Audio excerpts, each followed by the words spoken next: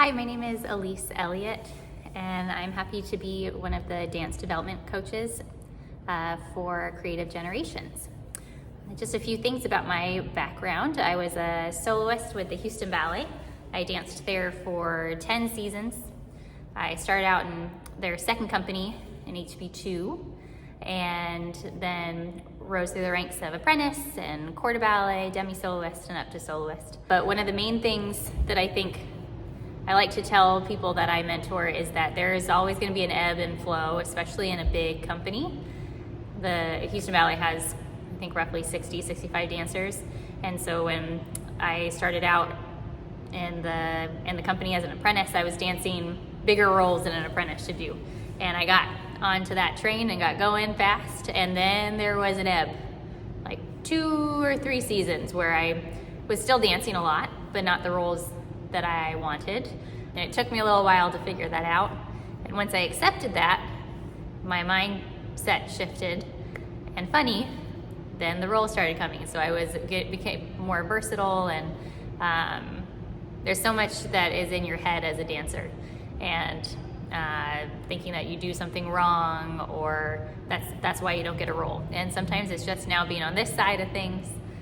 Sometimes one person just suits a role better than another, and it's as simple as that. I like to bring positivity into the studio, keep things light while working really hard through a mentorship role as well, that we can discuss the heavier, harder things, or things that are not quite so happy,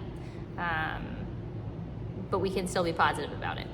And I like to bring that to my dancers in the studio. Like if I see something that somebody does well, whether they're in the back or in the front, I'm going to tell them that was really beautiful.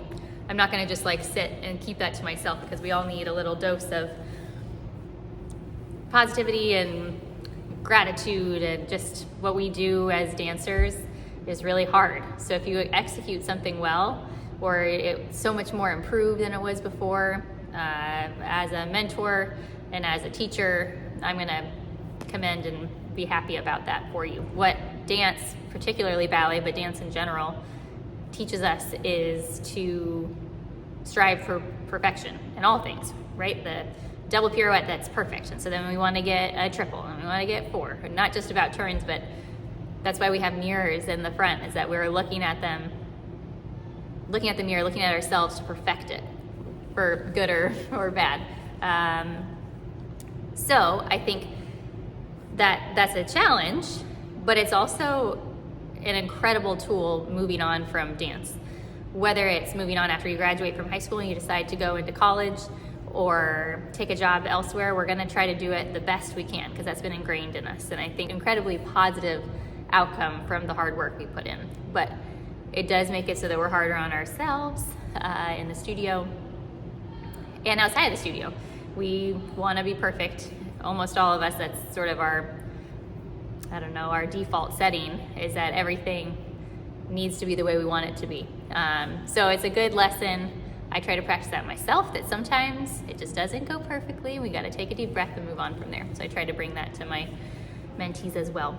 I think anytime in an inspirational moment being a mentor, I mean, really it's from watching a student that I started working with when they were 7, now training at Houston Ballet, not just because of me as a teacher, but just that I saw something in her and kind of helped guide her in the ballet route. That's inspirational to me, because I knew she had something special to offer, and she just needed a little support along the way. But also just seeing maybe a dancer who typically is a little bit more down, having like more positive, lighter days in the studio after a conversation we've had. I think that's inspirational to me, because we're all working on ourselves indefinitely. So any little bit of growth and happiness I can instill is big to me. You have to be versatile, have to be a chameleon in that way. As a rehearsal director and as a mentor, I have to be that way for those that I'm coaching. So for instance, in the company, there are dancers that are really hard on themselves. And so I'll test out a joke here or there, not that they're a great joke, but to try to get them out of their head and less negative. just to break the ice a little bit. So if they can laugh about themselves, laugh about the situation, we can usually move on and work on the steps that we're trying to accomplish.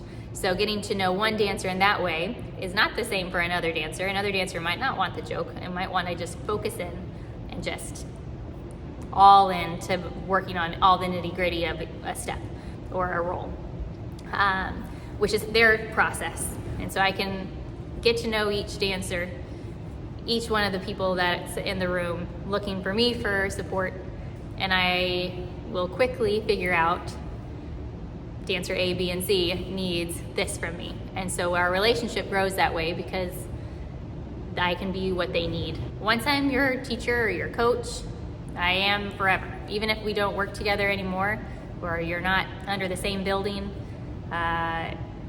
you're still my dancer. You're still my person that I care deeply about and have gotten to know. So I'll be #1 cheerleader as long as possible.